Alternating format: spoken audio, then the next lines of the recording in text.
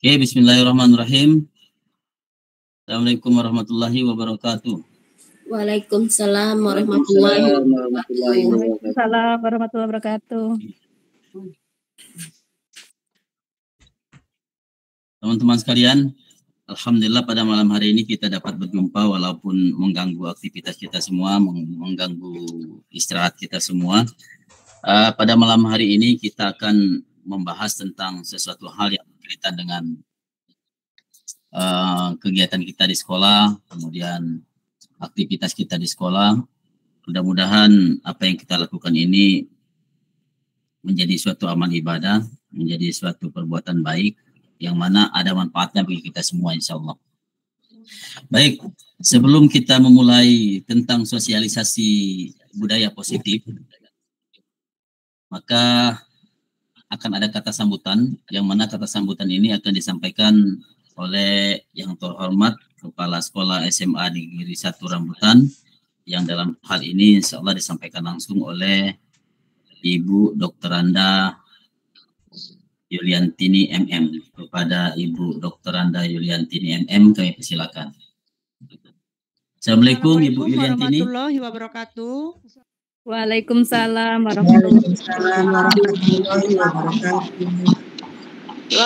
Syukur kita panjatkan kehadiran Allah Subhanahu wa taala yang pada malam hari ini telah memberikan kita nikmat kesehatan. Kita bisa sharing di Google Meet ini. Kemudian saya sampaikan juga salam untuk guru dan staf TU yang selalu saya banggakan. Pada kesempatan ini saya juga memberikan apresiasi buat Pak Juanda yang sudah memfasilitasi dan meluangkan waktu untuk kita sharing mengenai budaya positif.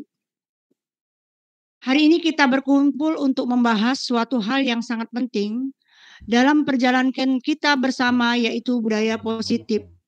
Budaya positif bukan hanya sekedar kata-kata, melainkan sebuah semangat yang harus kita tanamkan dalam setiap interaksi dan tindakan kita sehari-hari sebagai pendidik dan pegawai TU. Kita memiliki peran yang sangat besar dalam membentuk lingkungan belajar yang kondusif dan penuh inspirasi. Budaya positif tidak hanya mencakup hubungan antara guru, tetapi juga melibatkan seluruh staf TU. Kita semua adalah bagian dari satu tim yang memiliki tujuan besar, yaitu memberikan pendidikan berkualitas dan menciptakan lingkungan yang mendukung pertumbuhan dan perkembangan setiap siswa. Sebagai langkah awal, marilah kita bersama-sama sharing sehingga kita dapat mengaplikasikan, menciptakan lingkungan kerja yang penuh dengan semangat, kolaborasi, saling mendukung, dan saling menghargai di SMA Negeri 1 Rambutan yang kita banggakan dan kita cintai.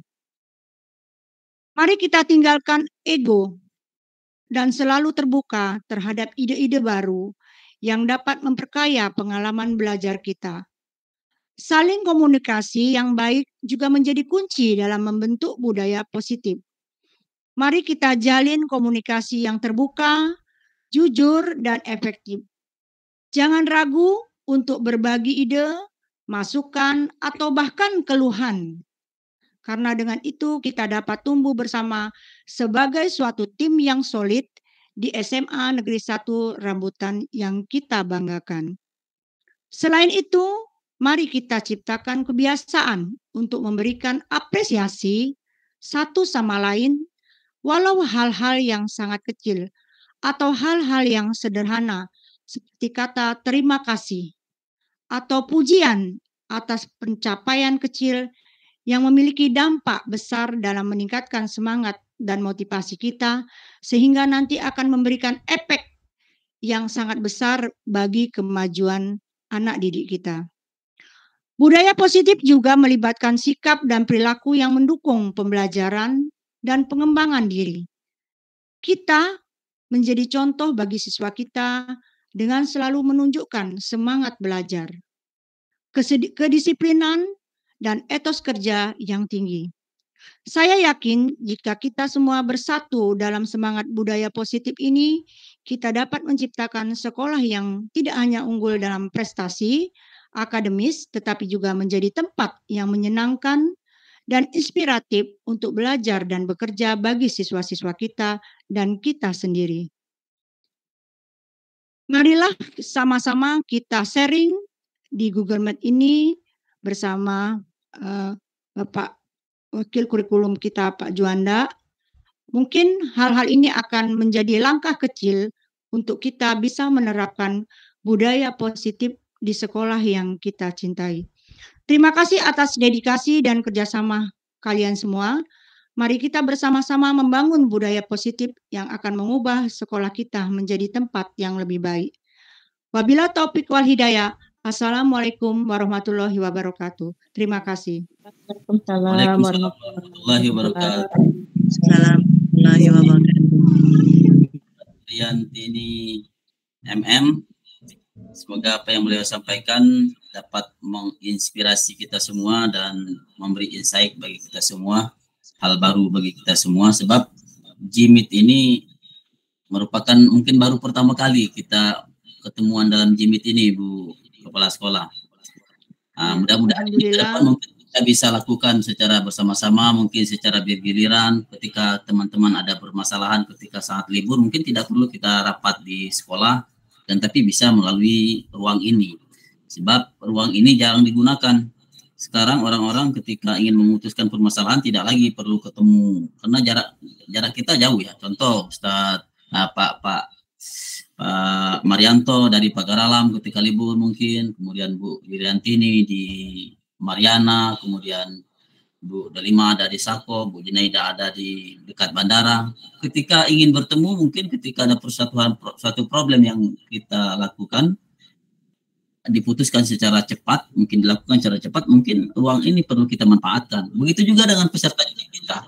Ketika kita ada permasalahan, ketika kita ada sesuatu yang ingin dibicarakan dengan anak-anak didik kita, mungkin kita menggunakan ruang ini untuk bisa bersatu dengan mereka atau berkumpul dengan mereka untuk membahas hal-hal yang bisa dibilang bisa diselesaikan melalui ruangan ini.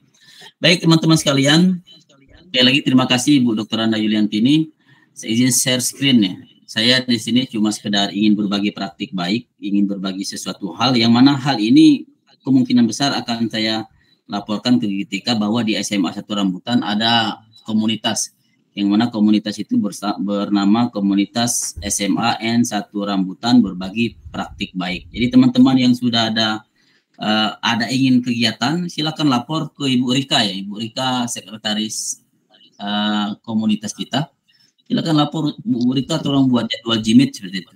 Nanti saya masukkan juga di situ ya. Buat jadwal Jimit untuk kegiatan ini.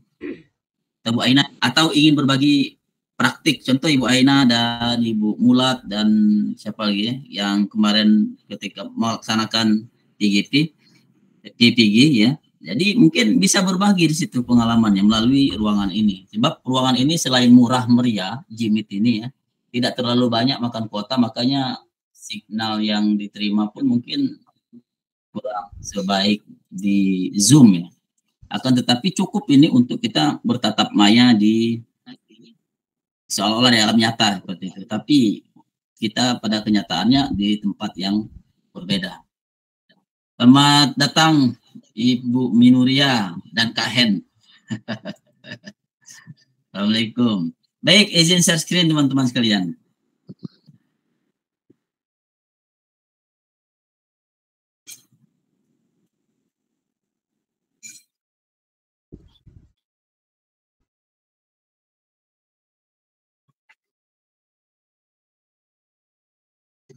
Di sini sinyalnya mungkin kurang bagus ya. Enggak tahu di tempat teman-teman.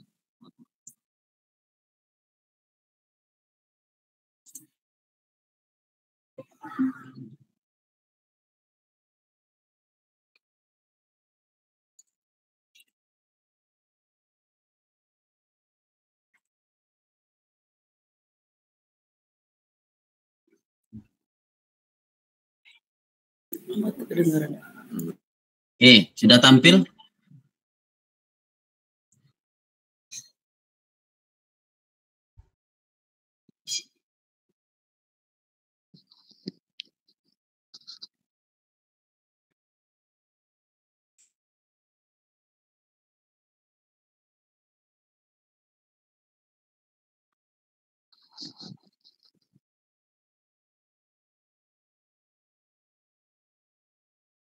Agak lambat ya sinyal di sini.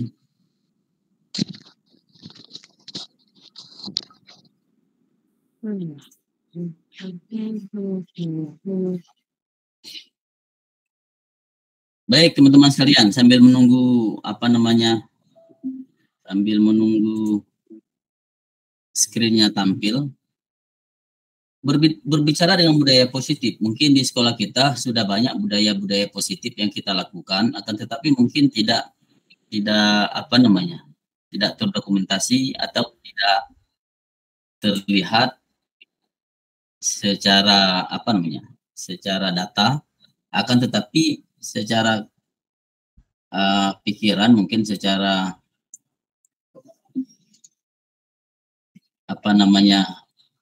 yang kita lihat sehari-hari, mungkin itu sudah ada walaupun tanpa dokumentasi.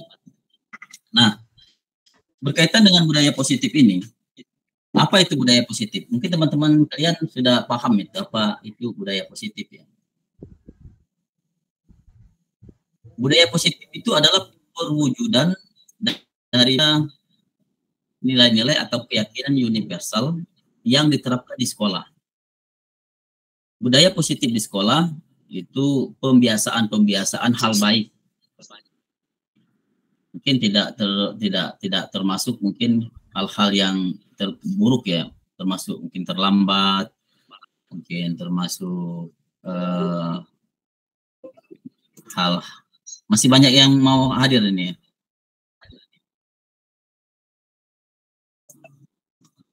Entah kenapa sinyal di tempat kami ini kurang bersahabat kelihatannya. Jadi agak lambat respon komputernya.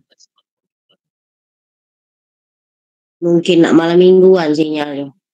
Benar. Oke. Nah, hilang ini. Tegang ya, ini di sekolah ini nih. Iya sekolah, ngapa nak tegangnya ini? Santai, teman-teman sekalian. Santai be, oi. Aman mana keaman? Ya dibuat santai aja Bapak Ibu. Kita kan santai. jadi weekend menegangkan. Ya weekend, anggap aja weekend aja. Saya menunggu share screen-nya. Share screen-nya tidak berjalan di sini. Di ibu-ibu tampil enggak? Nah, malam minggu udah tuh. Belum Pak. Belum Ya. Tunggu. Ya. Tunggu aja. Selek be di sebelah. Nah, coba kira-kira. saya mau minta pendapat dari teman-teman sekalian. Kira-kira budaya positif apa saja yang sudah dilakukan di sekolah kita? Iya ngerti ya tutup. Ada yang bisa menjawab kira-kira budaya positif apa saja yang sudah dilakukan di sekolah kita? Membuat kesepakat kelas Pak. Ya, membuat keyakinan kelas. Buat keyakinan kelas. Terus apa saja? Coba ini saya minta Baria dan Bu Rika. Dan coba Baria, kira-kira apa yang di sekolah kita yang sudah dilakukan dalam hal budaya positif? Izin Pak menyampaikan sedikit tentang budaya Silakan. positif. Wow, yuk santai bro. Di sekolah kita sudah banyak budaya positif yang sudah kita lakukan. Misalnya kita sudah melakukan kegiatan pengajian, kegiatan bersih-bersih, membuat kesepakatan kelas, itu merupakan contoh budaya positif yang sudah kita lakukan di sekolah, Pak. Ya, satu lagi Jumat Berkah. Ya, benar Bu Eka.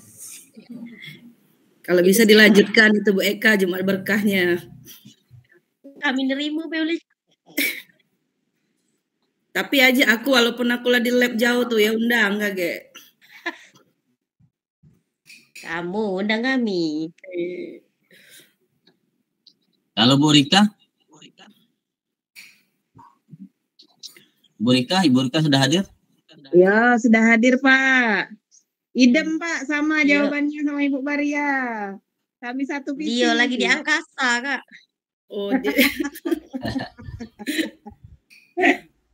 Idem itu apa Ibu Rika? Contohnya yang bisa dilakukan di sekolah kita, yang sudah dilakukan di sekolah kita.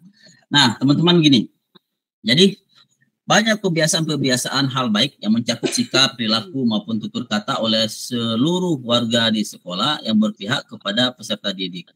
Walaupun kita sering melihat selama ini masih banyak anak-anak didik kita ketika berbicara itu tanpa saringan ya, tanpa saringan, tanpa sensor. Saya sering ketika di lab itu mendengar anak-anak kita berbicara hal-hal yang kira-kira tidak layak untuk, walaupun di mereka itu hal biasa seperti itu. Akan tetapi bagi kita yang tidak pernah atau jarang mendengar kata-kata yang seperti itu, agak agak tersentuh di kita ya. Itu kurang baik. Nah, apa sikap kita sebagai guru? Sebagai guru kita harus apakah marah atau menghukum, nanti kita lihat di sini ya. Nah, setuju atau tidak setuju? Coba teman-teman perhatikan kalimat ini. Hukuman dapat mendisiplinkan anak. Kemudian, pemberian hukuman dengan hal positif seperti membaca atau membersihkan halaman sekolah dapat meningkatkan disiplin anak. Memberi penghargaan dapat meningkatkan motivasi belajar anak. Coba, sekarang saya mau tanya ke teman-teman sekalian. Hukuman dapat mendisiplinkan anak, benar atau salah? Salah, Pak. Tidak setuju. Salah, Pak. Oke, raise hand. Silakan raise hand. Jadi teman-teman sekalian belajar untuk menggunakan tombol atau emoticon yang ada. Itu nah, sudah raise hand. Rahma, Karsila, Ida, sama Sugi sudah raise hand. Oke, saya secara bergantian ya. Silakan Ibu Junaida. Sepakatkah hukuman dapat mendisiplinkan anak?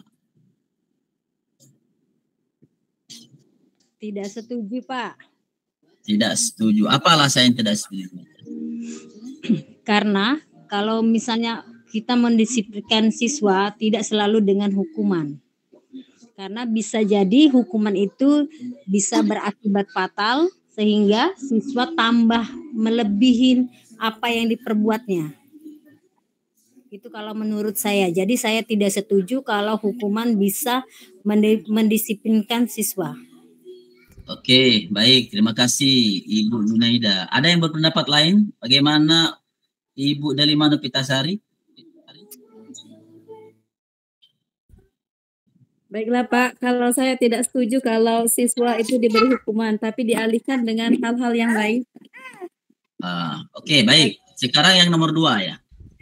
Pemberian hukuman dengan hal positif seperti membaca buku, membaca atau membersihkan halaman sekolah dapat meningkatkan disiplin anak. Benar atau salah? Setuju atau tidak setuju? Silakan Ibu Sugiyarti. Yang raise hand, Ibu Sugiyarti silakan. Pemberian hukuman dengan hal positif seperti membaca atau membersihkan halaman sekolah dapat meningkatkan disiplin anak. Bagaimana pendapat Ibu Sugiyarti? Halo Ibu Sugiyarti atau Ibu Mulat Prihartini? Ya, silakan. Baik Pak, terima kasih kesempatannya Pak. Saya akan mencoba menjawab ya. Kalau saya setuju pemberian hukuman dengan hal positif seperti baca buku, bersihkan halaman sekolah atau yang lainnya, karena ini sifatnya mendidik Pak. Secara tidak langsung anak jadi terbiasa dengan hal-hal yang positif seperti ini. Jadi kita arahkan anak dengan kebiasaan yang baik. Jadi kesannya kan tidak semua hukuman itu harus yang kita memberikan hukuman strength, pemukulan atau apa itu. Nah itu saja Pak. Terima kasih Bu Mulat. Oke. Ibu Sarina. Ini raise hand Ibu Sarina. Silakan Bu Sarina. Oke, Ibu Sarina, ada? Oke, Ibu Marini. Sekarang raise hand. Setuju tidak Ibu Marini? Pemberian hukuman dengan hal positif seperti membaca atau membersihkan halaman sekolah dapat meningkatkan disiplin. Halo Ibu Marini? Baik, berarti tanpa sengaja. Oke, silakan Ibu Rika. Saya tidak setuju Pak. Jadi yang namanya hukuman itu tetap hukuman, walaupun hukuman itu sifatnya mendidik.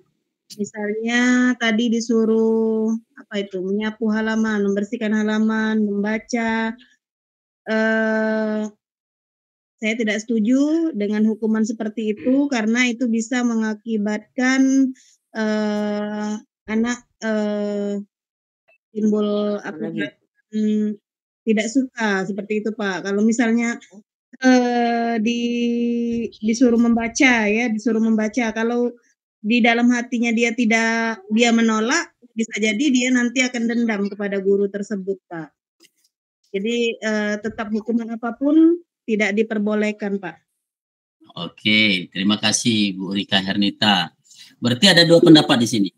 Ada yang menyatakan bahwa setuju kalau pemberian hukuman dengan hal-hal positif seperti membaca, membersihkan kamar mandi, ya kita sekarang kan seperti kemarin membersihkan WC, itu kan bagus kan. Kemudian mungkin berlari di lapangan itu kan bagus juga kan, beriring lapangan dan seterusnya dan seterusnya. Oke, masih ada yang mau berbicara ini? Silakan Bu Baria. Silakan Bu Baria. Ya baik Pak, terima kasih. Saya hanya ingin memberikan pendapat sedikit. Saya juga setuju dengan yang disampaikan Ibu Rika, yaitu apabila pemberian hukuman itu tidak baik. Tapi menurut saya itu bisa dirubah menjadi konsekuensi Pak. Kita harus terlebih dahulu membuat kesepakatan dengan siswa. Apabila dia melanggar, baru kita bisa melakukan aturan yang sudah kita tetapkan tersebut. Itu saja Pak. Oke, baik. Terima kasih Bu Baria. Jadi teman-teman sekalian, selama ini kita menganggap pemberian hukuman membaca, menulis 1000 kata, kemudian olahraga, mungkin keliling lapangan, itu sebagai hukuman ya. Jadi ketika mereka disuruh membersihkan kamar mandi, mereka tidak mau. Mengapa? Karena menganggap bahwa membersihkan kamar mandi itu adalah hukuman. Kemudian disuruh memungut sampah, mereka tidak mau.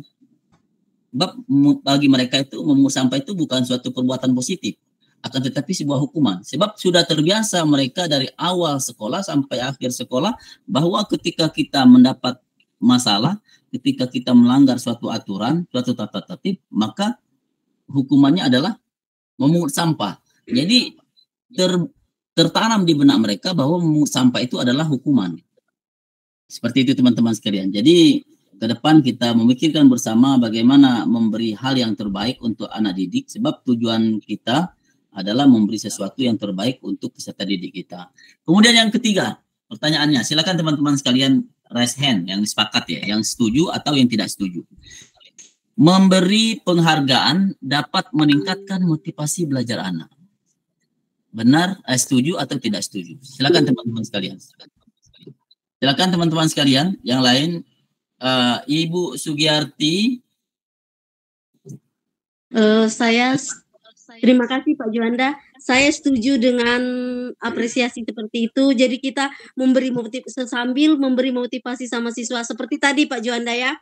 Siswa saya, Aprizal, itu hampir setiap hari terlambat.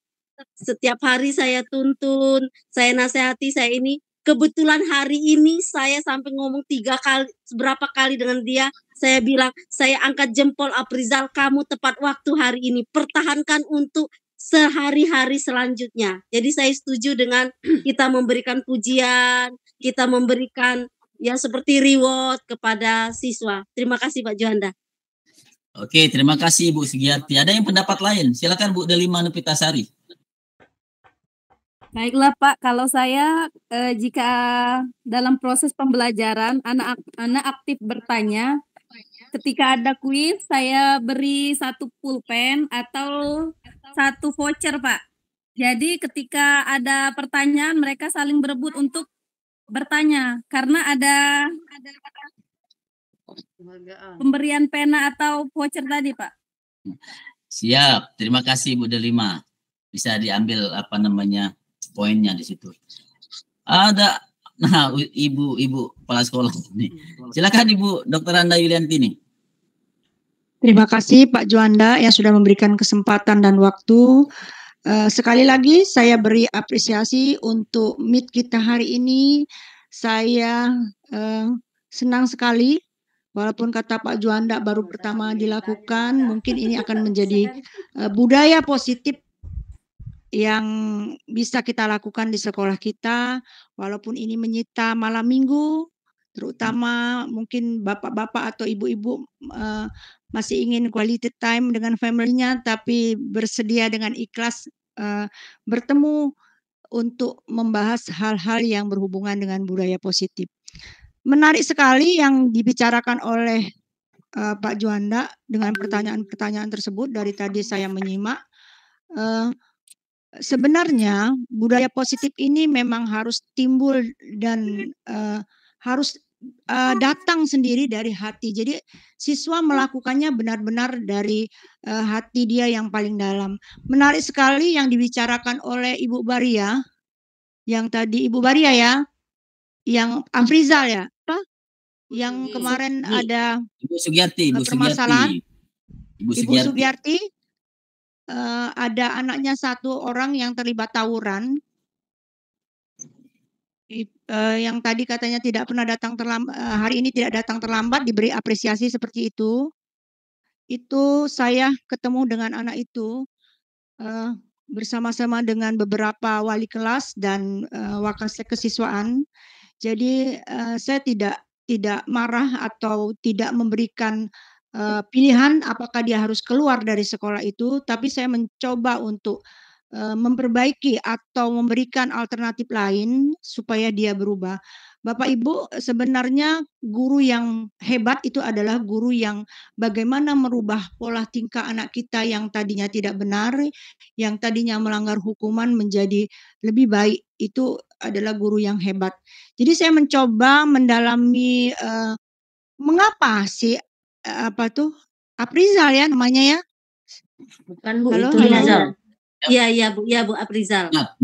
Ya, Aprizal. Saya mencoba mendalami kenapa anak ini bertingkah laku seperti itu. Jadi saya tarik dia ke dalam ruangan saya.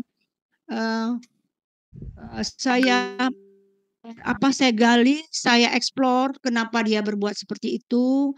Kemudian kita giring dia dengan opini-opini yang menyemangati, yang menimbulkan rasa motivasi, mungkin rasa bersalah dia berbuat seperti itu, dan kita ada suatu janji. Dia cerita kepada saya bahwa dia tidak bisa mengaji.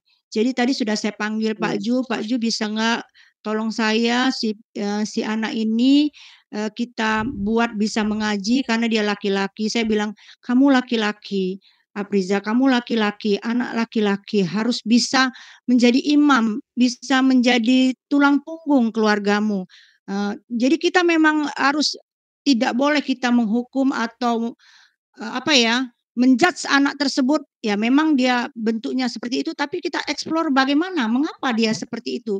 Jadi kita beri solusi, kita cari solusi sama-sama dengan dia, maunya apa. Ibu pengennya kamu berhasil dalam sekolah. Kamu tidak bisa ngaji, kita fasilitasi. Jadi saya mencoba mengeksplor dia supaya dia bisa disiplin waktu, berjanji kepada saya. Dan itu pun harus kita monitor. Jadi jangan hanya satu kali saja. Maka itu saya bicara kepada wali-wali kelas, buatlah anak kita itu seperti anak kita sendiri. Jadi apa yang kita dapatkan, apa yang kita hadapi, buatlah mereka seperti anak kita cari, kita gali kenapa dia berbuat seperti itu. Itu saja Pak Juanda dan rekan-rekan sekalian pendapat saya. Sekali lagi saya sangat menghargai diskusi seperti ini. Kemungkinan akan kita lanjutkan dengan tema-tema berikutnya. Siap. Terima kasih Bu Yuliantini. Masih banyak yang ngantri, saya lihat ada Pak Sofian itu. Nanti pastikan kita lanjutkan materi kita. Jadi benar hukuman, kemudian pemberian penghargaan. Nanti kita akan ketemu nanti jawabannya seperti apa di dalam slide selanjutnya. Baik teman-teman sekalian. Disiplin positif dan nilai-nilai kebajikan universal. Nah satu lagi teman-teman sekalian sebelum kita lanjut ke materi ini.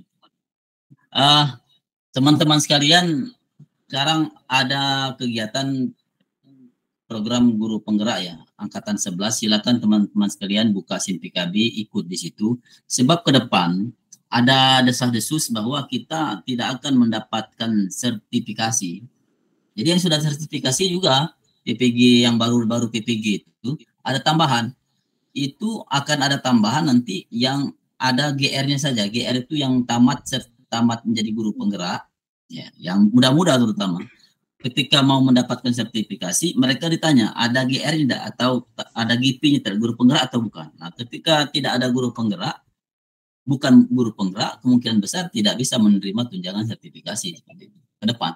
Jadi saya harap teman-teman sekalian semangat terutama yang baru ikut PPG ya, lanjutkan kegiatan yang setelah ikut PPG yang masih jauh pensiunnya. Saya pikir kalau Bu Ana tadi saya lihat di dalam programnya itu tidak ada lagi pilihan diterima baik sebagai PP maupun sebagai guru penggerak dikarenakan batasan usia.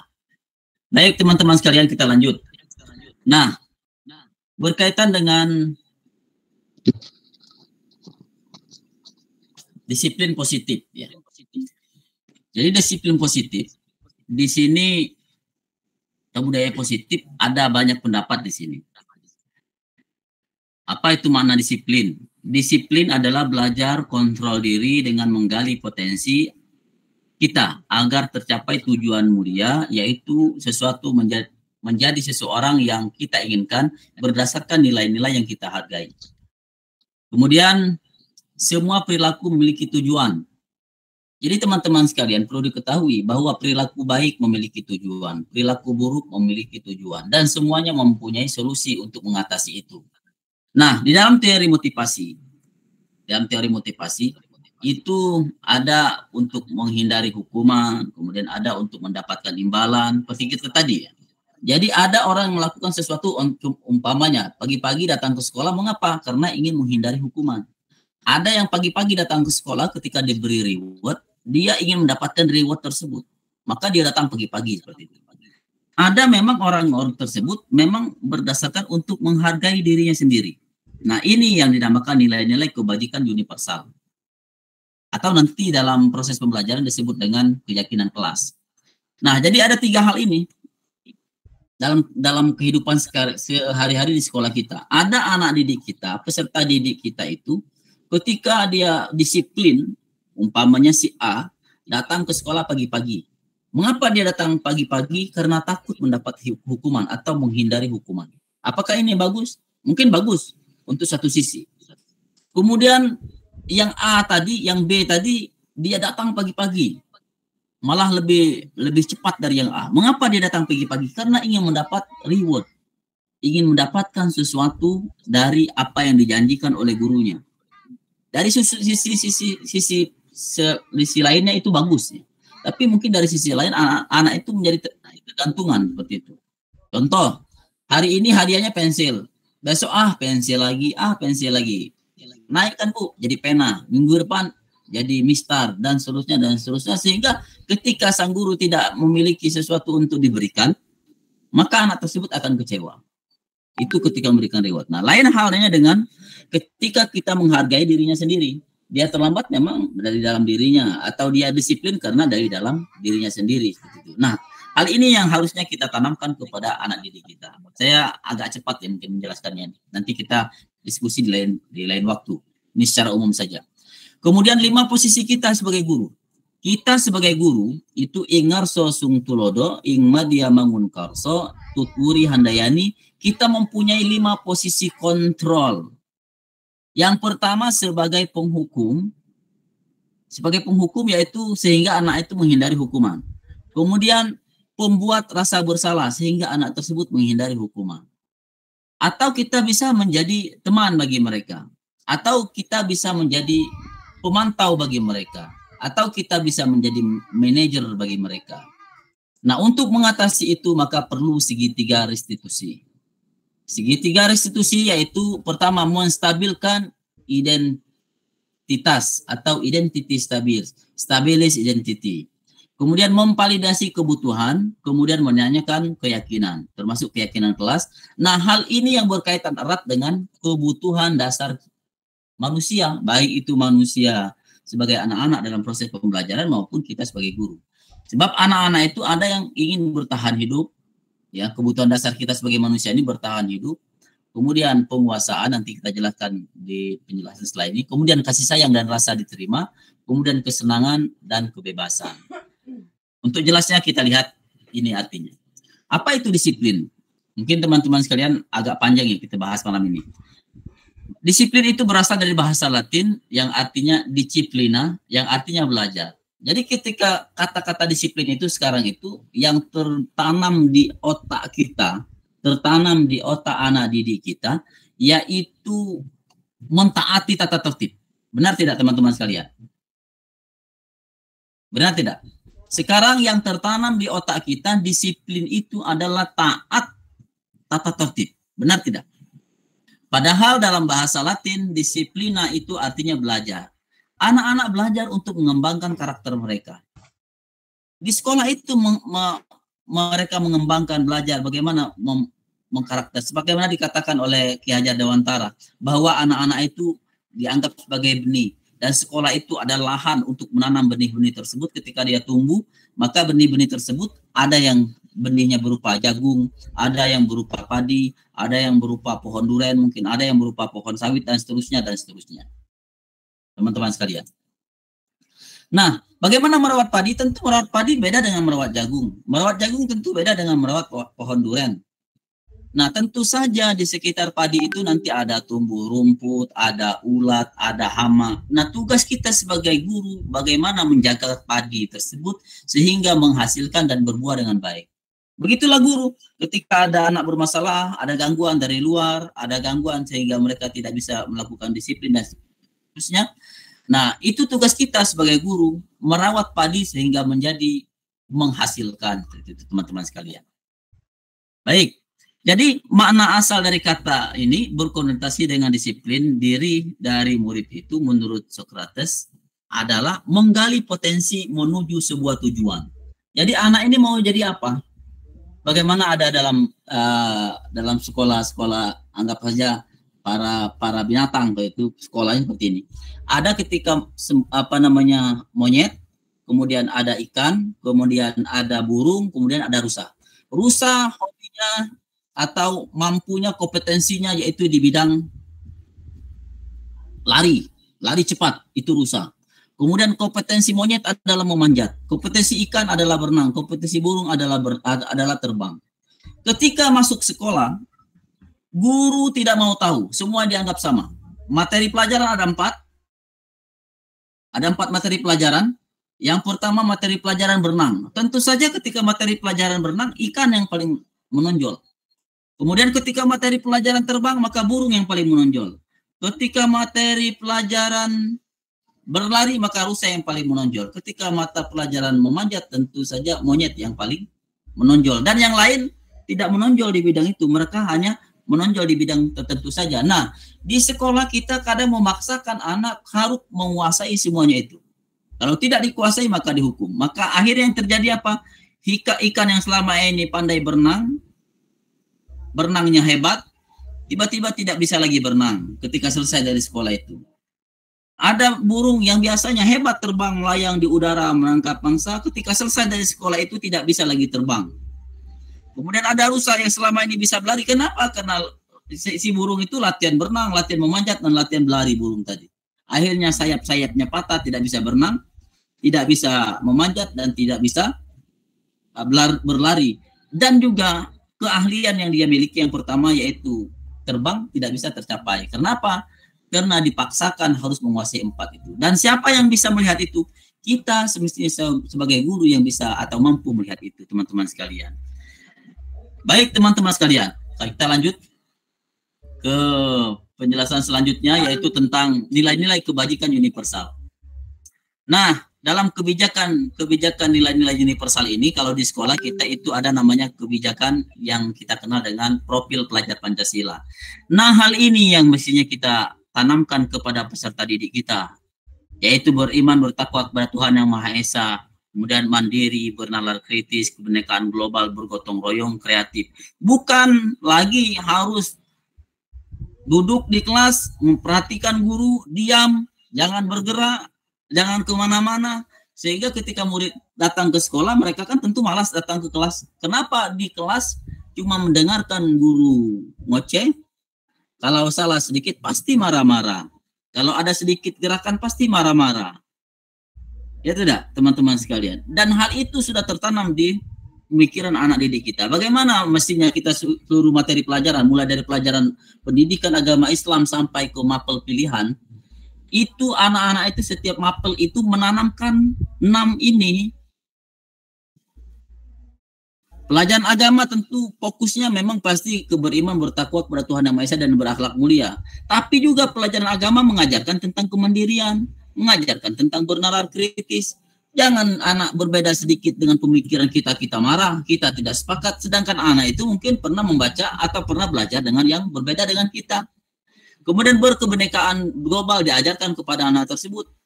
Tidak sedikit anak-anak yang belajar agama, orang-orang yang belajar agama itu akhirnya hilang kebinekaannya, akhirnya merasa apa namanya, ikutlah bom bunuh diri dan seterusnya. Kenapa? Mungkin salah guru dalam menyampaikan. Kemudian di agama juga diajarkan bergotong royong, diajarkan. Kemudian kreatif. Kreatif dalam artian anak-anak dibuat mengajar sesuatu hal yang dibuat mungkin bagaimana anak-anak sekalian untuk membuat apa namanya, membuat media dalam proses pembelajaran agama. Anak-anak yang dilibatkan, jangan guru yang berusaha. Ini tidak, kita ini sekarang guru yang berusaha untuk membuatkan media itu tanpa melibatkan anak. Jadi teman-teman sekalian, saya sudah sampaikan kepada teman-teman sekalian, saya kasih contoh kemarin, saya membuat apa namanya, anak-anak seluruhnya silakan setiap anak membuat apa namanya, membuat channel YouTube kelasnya, kemudian upload aktivitas kalian di situ. Jadi anak-anak berkreasi untuk materi pelajaran tertentu, untuk materi pelajaran, bukan mengupload di TikTok mereka, di YouTube mereka, hal-hal yang tidak kita inginkan teman-teman sekalian. Jadi yang mereka di-upload di YouTube dan di channel mereka itu adalah materi pelajaran yang kita ajarkan. Sehingga secara tidak langsung anak-anak itu, oh ini ada manfaatnya bagi kita. Ketika mereka ingin mengulangi pelajaran tersebut, mereka bisa melihat YouTube mereka dan apa yang mereka sampaikan di YouTube tersebut, teman-teman sekalian. Bukan cuma YouTube, mungkin TikTok sekarang, bisa mungkin snack video dan seterusnya, teman-teman sekalian. Kita lanjut. Nah, berkaitan dengan selanjutnya yaitu budaya positifnya, yaitu teori motivasi, hukuman, dan penghargaan serta restitusi. Baik, teman-teman sekalian. Jadi motivasi ada 3. Jadi motivasi, sebelum sampai ke situ, sebelum kita bahas ke yang ini. Jadi ada berapa slide ini. Ada yang ingin memberi pendapat atau memberi saran atau apapun yang berkaitan dengan apa yang kita lakukan di sekolah, kami persilakan. Tadi ada beberapa orang yang sudah raise hand, kami persilakan teman-teman sekalian. Untuk membahas hal biasa-biasa terjadi di sekolah kita, masuk di bagian mana. Kalau tidak, kita langsung ke kegiatan selanjutnya. Silakan teman-teman sekalian.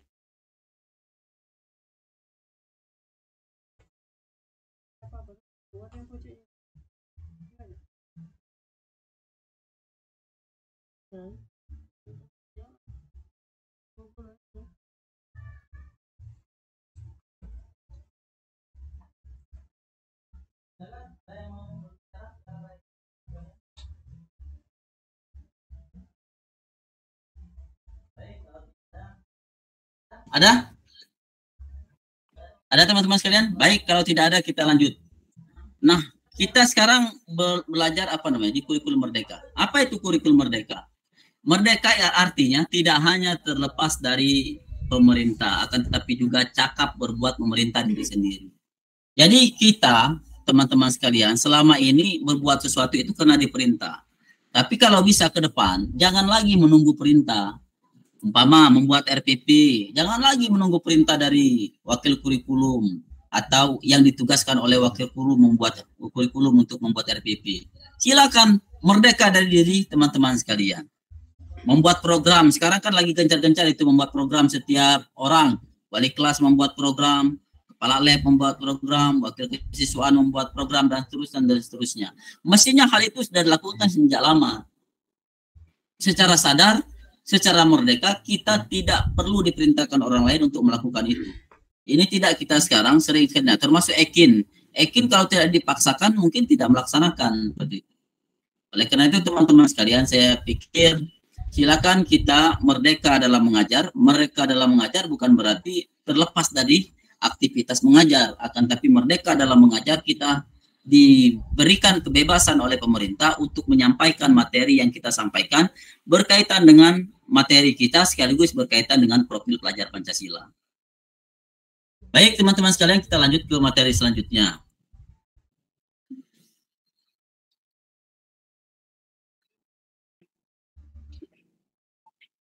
Nah, di sini saya lihat dihukum oleh penghargaan.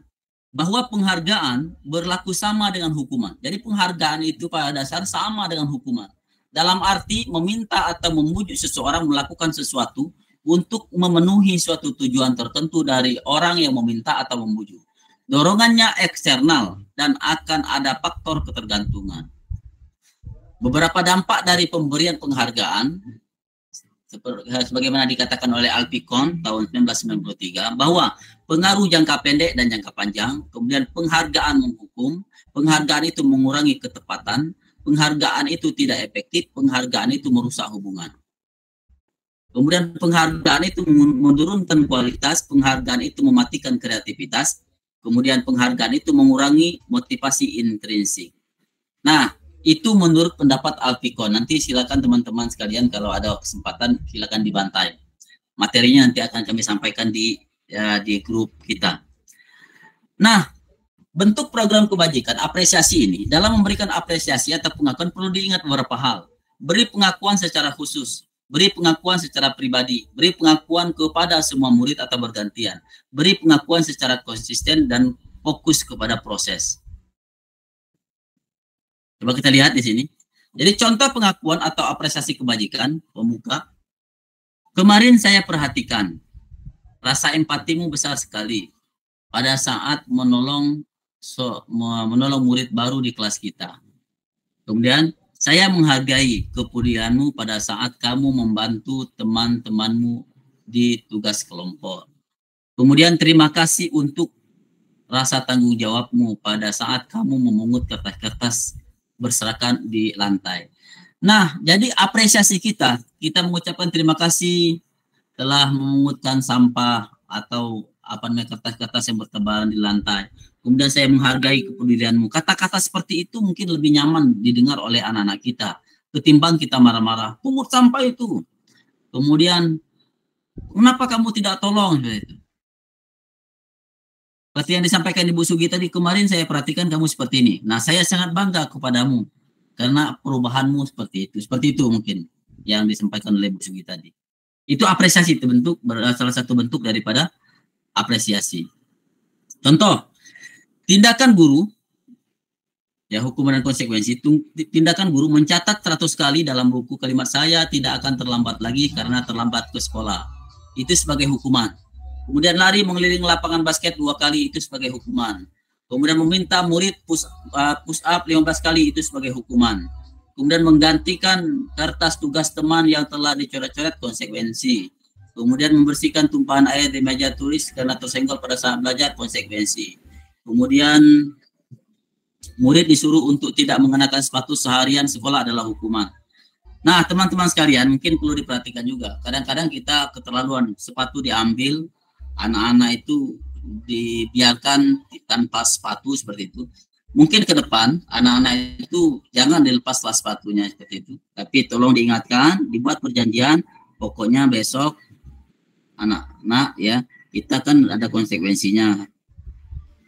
Ini pelanggaran. Kalau sepatu kita sesuai dengan kesepakatan kita bahwa sepatu itu harus berwarna hitam polos. Kenapa Anda memakai sepatu warna coklat dan warna putih seperti itu? Bagaimana menurut anak? Apakah ini mau diambil sepatunya atau seperti apa? Nah, mungkin dia akan memberi alasan mengapa dia memakai sepatu seperti itu. Kemudian alasan-alasan apa itu kita dengarkan pada anak tersebut dan kita beri penguatan di situ. Baik, hari ini Bapak maafkan, itu kan lebih baik. Besok jangan lagi ya seperti itu. Mungkin itu lebih baik, lebih teringat di dalam pemikiran bahwa sang guru adalah guru yang baik dan akan merasa malu kalau dia melanggar atau melanggar dari konsekuensi yang dibuat dengan guru tersebut. Baik teman-teman sekalian. Selanjutnya selain hukuman ada restitusi. Restitusi adalah proses menciptakan kondisi bagi murid untuk memperbaiki kesalahan mereka sehingga mereka bisa kembali ke kelompok mereka dengan karakter yang lebih kuat. Nah, ciri dari restitusi yaitu bukan untuk menebus kesalahan, namun untuk belajar dari kesalahan. Kemudian restitusi diri adalah cara yang paling baik. Restitusi fokus pada karakter, bukan tindakan. Restitusi mengembalikan murid yang berbuat salah pada kelompoknya. Restitusi fokus pada solusi. memperbaiki hubungan, restitusi menuntut untuk melihat ke dalam diri, tawaran bukan paksaan, restitusi mencari kebutuhan dasar yang mendasari tindakan. Nah, ini yang dinamakan budaya positif. Jadi teman-teman sekalian, jadi anak-anak itu kita jangan paksakan. Kalau bisa, buatlah konsekuensi seperti yang kita lakukan selama ini, salah satunya dengan membuat tata tertib kelas, konsekuensi dengan anak, perjanjian dengan anak, bahwa kalau dia melanggar ini maka seperti ini. Maka perlu dikaji ulang tentang poin-poin di sekolah kita. Poin-poin A 100, B 50 dan seterusnya. Apakah hal itu positif untuk menurunkan pelanggaran anak terhadap tata tertib? Sebab saya lihat selama ini dari seluruh kelas kita kan sudah nyata itu banner yang ditandatangan bawah itu oleh kepala sekolah, bahwa anak-anak seperti ini dengan pelanggaran seperti ini, saya lihat masih ada yang terlambat dan santai saja menganggap hal tersebut seperti itu. Dan kita yang membuat aturan tersebut seolah-olah dilecehkan seperti itu. Nah, hal itu yang perlu kita kaji ulang. Apa kira-kira yang sebaiknya kita lakukan? Sebab kita mempunyai perangkat kelas, kemudian wali kelas, kemudian di situ ada kesepakatan kelas, kemudian ada keyakinan kelas. Mungkin perlu nanti kita diskusikan secara mendetil tentang keyakinan kelas. Tapi pada malam hari ini kita bahas secara global dulu. Sebab ini namanya sosialisasi. Kemudian keyakinan kelas. Apa itu keyakinan kelas? Mengapa tidak peraturan saja? Mengapa harus keyakinan kelas? Mengapa kita memiliki peraturan harus menggunakan helm bila mengendarai kendaraan roda 2? Nah, salah satu lagi, ketika kita melarang anak membawa HP ke sekolah, sama mungkin ketika polisi ingin menertibkan pengendara motor di lapangan, di jalan raya, di jalan, polisi tidak mungkin akan melarang tidak boleh menggunakan motor hari Jumat di jalan raya. Mestinya ada hal yang kira-kira bisa dibuat di situ. Mengapa kita harus tidak membawa HP pada hari Jumat?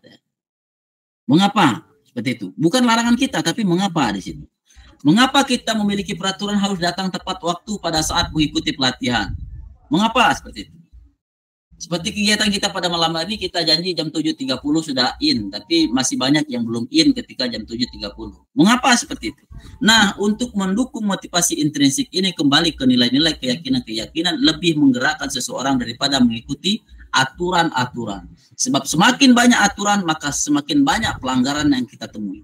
Tapi semakin banyak keyakinan-keyakinan yang tertanam di dalam anak didik kita, tertanam dalam diri kita, baik secara sadar atau tidak sadar, kita telah melakukan sesuatu itu tanpa ada paksaan. Disitulah nilai kemerdekaan kita, baik kemerdekaan sebagai murid maupun kemerdekaan kita sebagai guru. Baik kemerdekaan dalam proses belajar maupun kemerdekaan kita dalam mengajar. Jadi walaupun tanpa ada perintah dari kepala sekolah, perintah dari wakil kurikulum untuk melakukan ini dan itu, tapi karena kita telah melakukan keyakinan kita sebagai guru, bahwa kita sebagai guru itu harus melakukan A, B, C, D, E, dan F, dan seterusnya. Begitu juga murid, bahwa kita sebagai murid harus seperti A, B, C, D, E, dan F, maka semuanya itu akan berjalan dengan baik, tanpa harus ada lagi hukuman, tanpa harus ada perkataan, sebab kita semua telah menjadikan keyakinan itu sebagai pegangan kita dalam melakukan aktivitas kita sehari-hari. Baik teman-teman sekalian, di dalam sekolah itu ada peraturan kelas. Nah, ketika peraturan kelas itu meningkat, maka akan dijadikan keyakinan kelas. Bila setiap kelas kita, di sekolah kita ada 20 kelas itu, ada 20 rombel. Bila setiap kelas telah mempunyai keyakinan kelas masing-masing, dan mereka meyakini keyakinan kelas itu dan mentaati keyakinan kelas itu secara sadar dari dalam diri mereka, maka akan terciptalah lingkungan yang positif. Dan hal ini yang saat ini kita gembar-gemborkan dan kita lakukan, teman-teman sekalian. Mudah-mudahan terciptalah budaya positif yang ada di sekolah kita, sehingga SMA 1 Rambutan anaknya bukan hanya berprestasi, akan tetapi mempunyai akhlak, mempunyai perilaku, mempunyai sikap atau karakter yang lebih baik. Ketika mereka keluar dari SMA 1 Rambutan, mereka menunjukkan bahwa mereka memang benar-benar seorang pelajar, benar-benar orang yang layak dikatakan pelajar, sekaligus orang yang bisa membawakan nilai-nilai kebajikan yang ada di sekolah ke masyarakat mereka. Baik, sampai di situ teman-teman sekalian. nanti saya share ini apa namanya materi ini ke grup kita. Sampai di situ ada yang mau ditanyakan? Kira-kira ini, kalau peraturan selalu kembalikan buku ke tempatnya. Dilarang mengganggu orang lain. Hadir di sekolah 15 menit sebelum waktu pembelajaran dimulai. Ini ada di tata tertib kita. Kemudian dilarang melakukan kekerasan, ada di tata tertib kita. Dilarang menggunakan narkoba, bergantian atau menunggu giliran. Gunakan masker, jangan berlari dari kelas atau di kelas atau koridor. Nah, peraturan ini di keyakinan kelas akan berubah menjadi tanggung jawab. Jadi ditanamkan ke anak, nak tolong tanggung jawab buku ini kepada kamu, bahwa buku ini 1, 2, 3, 4 tolong dikembalikan nanti. Ya, jadi tanamkan kepada mereka sebagai rasa tanggung jawab di situ. Kemudian untuk dilarang mengganggu orang lain, tanamkan sikap kepada mereka untuk keyakinan bahwa menghormati orang lain. Jadi keyakinan kelasnya itu tanggung jawab. Apa tanggung jawabnya? Salah satunya adalah mengembalikan buku tepat waktu, atau tidak mengambil hak orang lain karena tanggung jawab, atau datang ke sekolah tepat waktu, berarti tanggung jawab. Kemudian menghormati orang lain, dilarang mengganggu orang lain, maka keyakinan kelas kita adalah menghormati orang lain. Ketika anak kita membuli orang lain atau mengganggu orang lain, maka dia dengan sendirinya akan sadar kamu telah melakukan sesuatu hal yang melanggar keyakinan kelas kita, yaitu menghormati orang lain. Bagaimana cara menghukumnya? Apa namanya, memberi hukuman di situ atau memberi penguatan di situ, nanti kita jelaskan setelah ini. Kemudian hadir sekolah menghormati orang lain dan berkomitmen. Kemudian melakukan kekerasan, keselamatan, dan menghormati orang lain. Kemudian dilarang menggunakan narkoba, tanamkan keyakinan kelas tentang kesehatan, menghormati orang lain, bersabar, dan seterusnya, dan seterusnya. Baik teman-teman, mungkin akan panjang bahasan kita kalau kita bahas ini satu persatu. Satu lagi yang paling penting mungkin nanti akan saya sampaikan di sini tentang 5 posisi kontrol kita sebagai guru. Jadi di mana posisi kontrol kita sebagai guru di situ? Nah, saya akan jelaskan sedikit ini. Ini secara umum saja sebab sosialisasi. Kita sebagai guru kadang-kadang perlu sebagai penghukum. Kita sebagai guru kadang-kadang perlu membuat orang merasa bersalah. Kadang-kadang sebagai teman, kadang-kadang sebagai pemantau, dan kadang-kadang sebagai manajer. Nah, menghukum, contoh, guru berbuat menghardik, itu menghukum. Guru berkata, kalau kamu tidak melakukan ini, awas ya, itu menghukum. Kemudian hasil, memberontak, menyalahkan orang lain, berbohong. Kemudian, dan seterusnya, nanti saya share juga. Baik, kita lanjut ke tentang segitiga restitusi yang harus kita lakukan di sekolah kita ini. Ini yang paling penting. Jadi segitiga restitusi itu, ini bentuk segitiga. Validasi hukuman yang pertama kita lakukan adalah memvalidasi kebutuhan. Kemudian menanyakan keyakinan. Jadi di sekolah kita, adakah cara yang lebih efektif untuk mendapatkan apa yang kamu butuhkan? Kamu tentu punya alasan mengapa kamu melakukan itu. Kemudian setelah itu menanyakan keyakinan. Nilai apa yang telah kita sepakati. Jadi ketika kita ada keyakinan kelas, apa yang kita sepakati di kelas kita? Kita menghormati orang lain kan? Ya. Kemudian apa yang kamu lakukan? Kamu umpamanya dia mengganggu orang lain. Nah, kemudian bagaimana cara menstabilkan? Jadi stabilkan identiti itu. Anak tersebut disuruh menemukan apa yang telah ia lakukan, apa yang ia langgar dalam keyakinan kelas, dan kita validasikan, dan kita membuat kesepakatan sehingga anak itu sendiri melakukan atau memperbaiki dirinya ketika melakukan suatu pelanggaran. Nah, itu yang dimaksud dengan segitiga restitusi. Nanti ke depan kemungkinan besar di waktu-waktu lain akan kita bahas secara detail tentang yang pertama mungkin motivasi, kemudian yang kedua tentang segitiga restitusi, kemudian selanjutnya tentang 5 posisi kontrol kita sebagai guru dan kebutuhan kita sebagai manusia. Sampai di situ teman-teman sekalian. Di sini umpama ada menstabilkan identitas, guru berkata, buatlah salah satu buat salah itu hal yang manusiawi. Jadi kita ketika melihat anak ada yang salah, baik nak, berbuat salah itu sesuatu hal yang manusiawi. Tidak ada manusia yang sempurna. Bapak, ibu juga buat salah, kita pasti bisa menyelesaikan permasalahan ini. Jadi kami sebagai guru juga kadang-kadang berbuat salah. Kita akui juga di depan anak sekalian, tapi kita semua pasti bisa menyelesaikan permasalahan itu. Dan kita jelaskan dengan anak-anak tersebut sehingga tidak terjadi lagi hal-hal yang sekarang sering terjadi di masyarakat, bullying antara pelajar, kemudian bullying antara guru dan siswa, dan seterusnya ketika kita melakukan segitiga restitusi ini. Dan nanti tolong nanti teman-teman sekalian, Bu Rika dan Bu Maria nanti tolong nanti di lain kesempatan berbagi praktik bagaimana cara menggunakan segitiga restitusi ini dalam proses penanganan anak-anak yang melanggar aturan. Bisa kira-kira teman-teman sekalian, bisa Bu Maria dan Bu Rika? Siap? Insya Allah, Pak. Ya, jadi nanti kita berbagi di waktu tertentu. Bisa juga guru-guru lain. Contoh, bagaimana cara mengajar, bagaimana untuk melakukan sesuatu, bisa berbagi teman-teman sekalian. Baik, teman-teman sekalian, sampai di sini. Kira-kira ada yang ingin ditanyakan atau tidak? Kemudian terakhir mungkin kita refleksi. Kalau ada yang ingin ditanyakan, nanti silakan teman-teman merefleksikan apa yang telah kita lakukan pada malam hari ini tentang sosialisasi budaya positif, terutama hal-hal yang berkaitan di sekolah kita, dan apa yang telah dilakukan di sekolah kita, dan apa yang akan kita lakukan ke depannya, sehingga kita ke depan sekolah kita menjadi sekolah yang positif. Sebab itu Bu Yuliantini,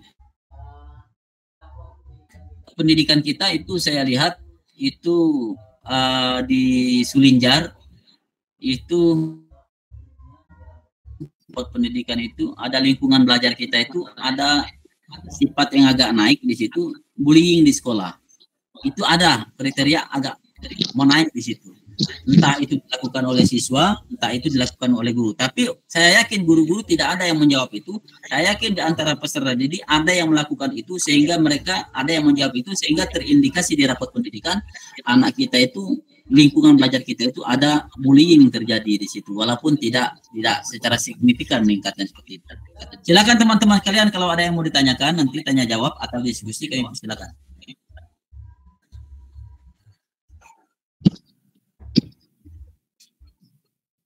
Baik, Ibu Nurmian, persilakan Ibu Nurmian, kalau mau ada yang disampaikan, Bu Nurmian Simbolon. Silakan Bu Nurmian. Oke, terima kasih atas waktunya Pak Juanda. Masalah untuk disiplin ini, saya pernah berbicara sama teman-teman di sekolah, ya, kawan-kawan guru. Saya ini serba salah. Saya kan guru BK. Guru BK itu tidak boleh menghukum. Nah, ketika saya di posisi kesiswaan, saya hampir menyerah. Ini kalau menghukum bukan saya. Tapi nanti kalau saya tidak menghukum, nggak kelihatan kesiswaannya. Nah, jadi saya bingung di sini.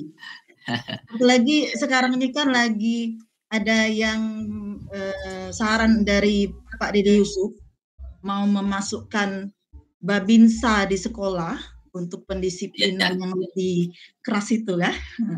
Jadi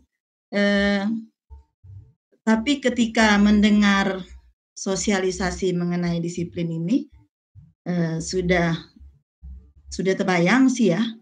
Akhirnya ya benar, sebenarnya memang tidak boleh menghukum. Ya.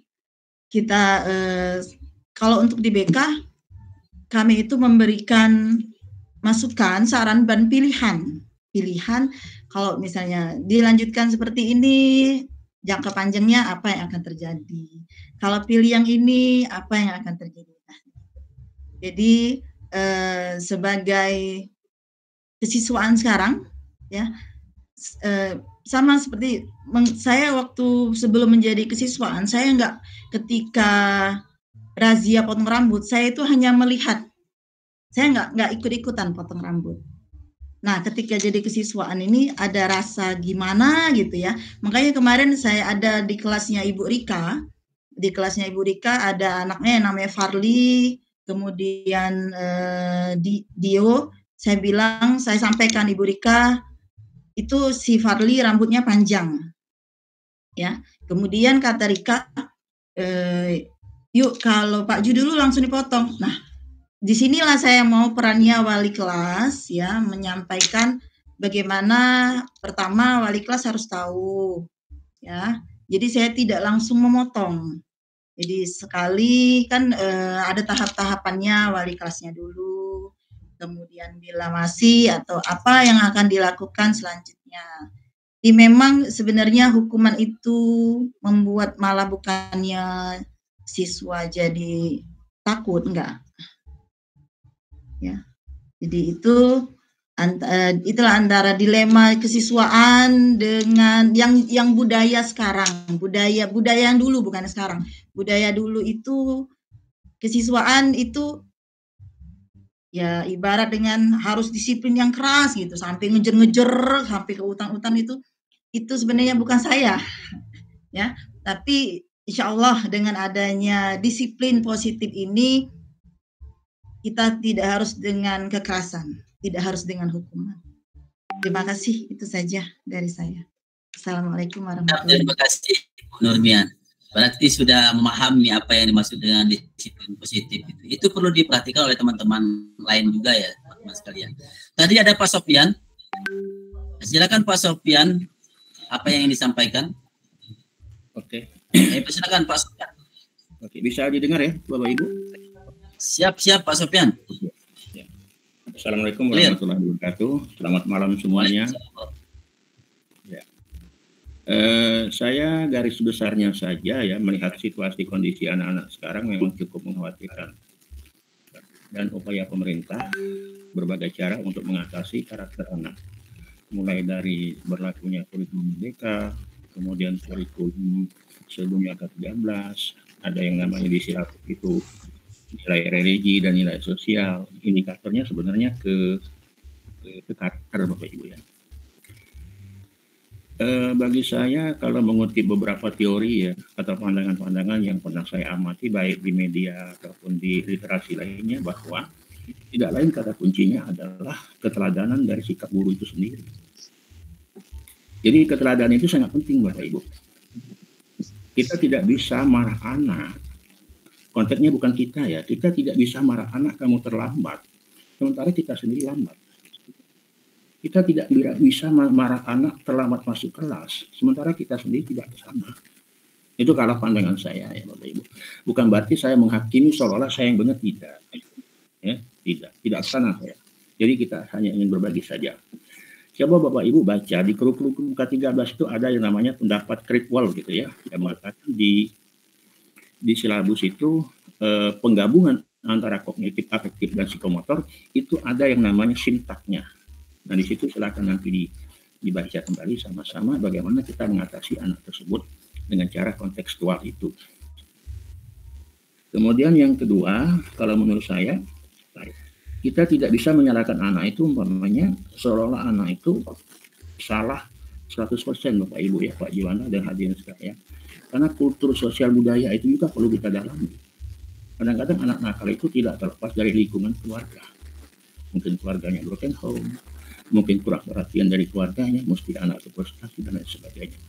Jadi kata kuncinya adalah mempersingkat waktu, bagaimana profesional kita, keteladanan karakter kita sebagai seorang pendidik. Itu saja barangkali, terima kasih, mohon maaf. Wassalamualaikum warahmatullahi wabarakatuh. Waalaikumsalam warahmatullahi wabarakatuh. Terima kasih Pak Spian. Memang seperti itu Pak Spian. Kita mungkin kita tidak memahami ya. Makanya saya untuk nilai-nilai dalam proses pembelajaran itu saya tidak terlalu mementingkan masalah nilai itu ya. Walaupun penting juga memberi nilai, melakukan asesmen harian 1, 2, 3, dan 4. Tapi yang paling penting adalah menanamkan karakter anak-anak tersebut. Di pelajaran saya, alhamdulillah itu teman-teman sekalian. Ketika saya kasih motivasi untuk tidak ini, walaupun dapat 1 saya bilang, itu lebih baik daripada nilai kalian 100 ketika kalian mengepek atau mencontoh teman yang lain. Jadi makanya saya suruh buat mereka channel YouTube. Jadi mana yang berani, mana yang siap tampil, saya bilang boleh berpasangan dengan kawannya lebih dari 1. Ada yang sampai, yang selama ini mungkin kita lihat ya, si Ardi ya, mungkin kelas Aina ya. Kelas Aina itu si Ardi itu mungkin agak di luar, mungkin jarang dilihat agak ini. Tapi dia ketika di pelajaran bahasa, saya lihat di channel kelas 12 MIPA 1 itu, coba lihat teman-teman sekalian. Itu yang paling aktif, paling banyak si Ardi itu untuk melakukan dialog dalam bahasa Arab, walaupun dia tidak terlalu mahir dalam bahasa Arab di kelasnya, seperti itu. Nah, itu yang mestinya kita teman-teman pahami, bahwa dalam melakukan sesuatu itu, baik itu perbuatan baik pasti ada tujuannya, perbuatan buruk pasti ada tujuannya, ya Ibu Nurmian ya. Sesuatu itu ada cara mengatasinya. Ketika dia melakukan perbuatan baik, harus ada solusinya, harus ada yang diberikan di situ. Ketika dia melakukan perbuatan buruk, ada tujuannya dia melakukan itu. Mengapa seperti itu? Nah, tinggal kita sebagai guru bagaimana menyikapi itu, teman-teman sekalian. Baik, teman-teman sekalian, masih ada yang mau disampaikan? Jadi Bu Yuliantini kami sampaikan, jadi ke depan besar mungkin untuk kegiatan kita mungkin ada dibagilah teman-teman sekalian mungkin berkelompok untuk membahas hal-hal penting mungkin yang berkaitan dengan pengatasan permasalahan seperti yang saya sampaikan tadi, sehingga apa yang kita lakukan itu bisa kita didiskusikan secara ini. Kalau diskusi secara tatap muka mungkin malu ya, kalau di sini mungkin bisa berbicara, kita bisa melihat itu, teman-teman sekalian bisa menyampaikan pendapat dengan baik, teman-teman sekalian. Baik, mungkin untuk yang terakhir kami persilakan Bu Yuliantini. Terima kasih Pak Juanda yang sudah intinya tak lelah-lelahnya melakukan hal yang terbaik di sekolah ini. Saya sebagai pimpinan, sebagai kepala SMA ini sangat benar-benar dengan adanya GIMET ini mungkin bisa memotivasi semua guru-guru yang ada di SMA Negeri 1 Rambutan untuk berbagi, sharing mengenai hal-hal yang mungkin tidak bisa kita pecahkan dalam pertemuan-pertemuan yang tatap muka seharusnya karena kondisi waktu dan sebagainya. Ini adalah wadah yang paling penting, wadah yang paling tepat untuk kita sharing. Selain itu, Bapak Ibu juga bisa mengembangkan aksi-aksi nyatanya untuk mendapatkan sertifikat yang nanti bisa diupload di e-kinerja. Jadi ini adalah wadah juga yang bisa dijadikan alternatif. Mungkin benar kata Pak Juanda, kalau kita mau melakukan aksi nyata yang real sesungguhnya di lapangan, kadang-kadang kita waktu dan sebagainya. Nah, ini dengan keadaan santai, sharing, tapi sudah bisa memenuhi kebutuhan Bapak Ibu. Sekali lagi, memang dari paparan yang tadi, intinya kita seorang guru ini harus memberikan keteladanan, harus bisa tegas tapi mengayomi. Bagaimana kita mengeksplor anak didik kita apabila dia melakukan kesalahan atau dia mendapat suatu problem. Nah, ini sekali lagi peran wali kelas memang tak henti-hentinya. Jadikanlah anak-anak kita di dalam kelas itu, yang kita bina itu, yang kita diberikan tanggung jawab itu benar-benar kita anggap sebagai anak kita sendiri. Jadi bagaimana kita menjadikan dia lebih baik dari tadi bermasalah, dari tadi yang nakal dan sebagainya. Ya, itu tadi benar kata Pak Juanda, Bu Nurmian dan semua teman-teman di guru di sini, kita memang harus sama-sama berpegang tangan menjadi satu tim solid. Mungkin kita harus merubah paradigma kita yang tadinya menghukum dengan kekerasan, ya. Itu harus benar-benar kita pahami. Tadi kata Pak Juanda tadi bullying juga itu menjadi kalau tinggi berarti bullyingnya terjadi apa itu Pak Juanda? Bukan tinggi, jadi ada indikator bullying di situ. Jadi indikatornya menunjukkan kuning ya, kuning itu di rapot. Bu Yulianti ini kan sudah ada rapat pendidikan, coba lihat itu ada di. Ya sudah, saya lihat itu naik, kondisinya itu naik. Arahnya ke atas kan, itu menandakan bahwa itu ada kegiatan mengarah ke kegiatan yang kurang baik lah seperti itu dalam penilaian di rapot pendidikan. Sedangkan di beberapa hal di rapot pendidikan itu saya lihat itu sudah bagus itu Bu Yulianti, sudah hijau, banyak hijau. Iya. Kegiatan seperti kegiatan harian, itu kegiatan harian itu sudah bagus itu. Cuma ada beberapa yang mendapat catatan, salah satunya yang paling banyak itu literasi dan numerasi itu Bu Yulianti. Iya. Ya, nanti yang literasi dan numerasi mungkin kita akan cari jalan keluarnya karena kita nanti ada satu kegiatan yang akan dilakukan oleh Pak Juanda mengenai BIMTEK. Mungkin arahnya kita ambil ke literasi dan numerasi aja ya Pak Juanda. Ya. Ya itu tadi. Jadi saya sekali lagi apresiasi buat semua teman-teman. Kemudian Pak Juanda juga yang sudah meluangkan waktunya, yang sudah menyisahkan waktunya walaupun ini malam minggu harusnya bersama keluarga. Sekali lagi saya sangat bangga dengan guru-guru hebat di SMA Negeri 1 Rambutan. Semoga ini menjadi awal kesuksesan, kemajuan SMA Negeri 1 Rambutan. Itu saja Pak Juanda. Assalamualaikum warahmatullahi wabarakatuh. Assalamualaikum warahmatullahi wabarakatuh. Satu lagi Bu Yulianti sebagai informasi ya. Di apa namanya di PMM itu ada satu kita komunitas SMAN 1 Rambutan berbagi praktik baik. Itu asli itu di dalam GTK itu sudah didaftarkan di GTK itu. Nah, mungkin di situ yang dikirim di ini ya Pak Juanda, yang dikirim di grup tadi linknya. Ya. Iya, itu link itu komunitas SMA 1 Rambutan itu. Nah, itu ya, mungkin teman-teman sekalian ketika ingin melakukan kegiatan ke depan, kalau tadi saya tidak sempat itu budaya positif ini tidak sempat saya cek tanggal dibuat oleh GTK itu di atas tanggal 17. Semua itu. Dan kan di atas tanggal 17 kita banyak kegiatan lainnya. Nah, melalui kegiatan ini juga saya beritahu kepada teman-teman bahwa ingat soal-soal untuk semesteran, untuk asesmen akhir semester itu segera diselesaikan. Sebab dalam waktu dekat kita akan melaksanakan asesmen. Di akhir bulan 11 kita sudah ujian praktek ya teman-teman sekalian. Satu lagi melalui link ini juga nanti, link Jimit juga nanti teman-teman diajarkan kompetensi-kompetensi, contoh nanti ada mensen, ada jambut dan lain sebagainya di dalam ini. Jadi bukan cuma share screen di sini. Jadi banyak nanti aktivitas-aktivitas bagaimana teman-teman sekalian bisa belajar menggunakan link Jimit ini untuk proses pembelajaran. Jadi Jimit ini di sekolah atau ketika belajar itu bisa digunakan oleh teman-teman untuk komunikasi dengan peserta didik dengan waktu yang panjang. Beda dengan Zoom. Kalau Zoom itu waktu 40 menit putus, 40 menit putus kalau gratis. Nah, kalau di Jimit itu untuk sementara ini panjang waktunya teman-teman sekalian.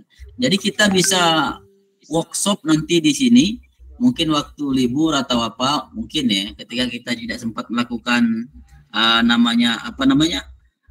BIMTEK secara mandiri di kelas langsung, di sekolah langsung, mungkin kita melalui Jimit dengan nilai yang sama seperti itu teman-teman sekalian. Baik, sampai di sini ada yang mau disampaikan lagi selain yang disampaikan Ibu Yulianti ini? Kalau tidak ada, saya pikir kita cukupkan sampai di sini karena pukul 9 kurang 10 saat ini sudah berlalu di kita semua teman-teman. Tinggal lagi teman-teman mungkin mau istirahat, mau tidur. Silakan buka buka kamera masing-masing. Open cam, kalau bahasa ininya open cam, kita foto. Siap. Open cam. Seluruh open cam. Siap, teman-teman sekalian. 1. Masih ada yang belum buka? Ibu Erni belum. Ibu Husna Mahfuz belum. Bu Aina belum. Mungkin ada masalah. Jelek punya. Sinyalnya jelek ya. Masih ada lagi? Yanto belum. Jelek, ada yang buka punya aku. Oke, siap. Berarti sinyal di situ. Nanti saya share yang dari kami. Ini cukup dibuka semua. Priyani belum. Pak Johartono ini kemana, tidur ya? Bu Fauzia belum, Bu Marini belum, Pak Sofian belum. Oke, siap teman-teman sekalian. 1, 2, 3, cheese. Oke, sekali lagi. Cheese, siap. Terima kasih. Satu lagi. Oke, siap. Terima kasih. Nanti saya ambil mana yang paling bagus. Terima kasih. Assalamualaikum warahmatullahi wabarakatuh. Waalaikumsalam warahmatullahi wabarakatuh. Terima kasih.